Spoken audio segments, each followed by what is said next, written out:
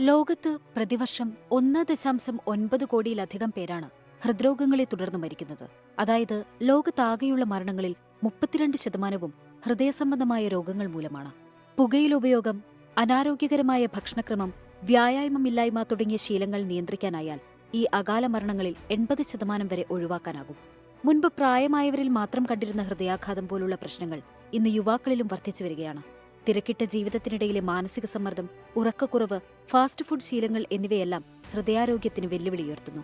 ആരോഗ്യമുള്ള ഹൃദയത്തിനായി ഓരോ വ്യക്തിയും ചില കാര്യങ്ങൾ ശ്രദ്ധിക്കേണ്ടതായിട്ടുണ്ട്. പുകവലി ഉപേക്ഷിക്കുക, പഴങ്ങളും പച്ചക്കറികളും ധാരാളമായി ഭക്ഷണത്തിൽ ഉൾപ്പെടുത്തുക, ഫാസ്റ്റ് ഫുഡ്, മധുരം, ഉപ്പ് എന്നിവ നിയന്ത്രിക്കുക, ദിവസവും കുറഞ്ഞത് 30 മിനിറ്റെങ്കിലും വ്യായാമത്തിലേർപ്പെടുക, രക്തസമ്മർദ്ദവും കൊളസ്ട്രോളും കൃത്യമായി പരിശോധിക്കുകയും നിയന്ത്രിച്ചു നിർത്തുകയും ചെയ്യുക. മാനസിക സമ്മർദ്ദം കുറയ്ക്കാനായി വിശ്രമിക്കാനും സന്തോഷിക്കാനുമായി സമയം കണ്ടെത്തുക.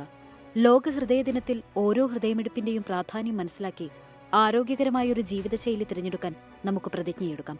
കാരണം നമ്മുടെ ഹൃദയമാണ് നമ്മുടെ ജീവൻ.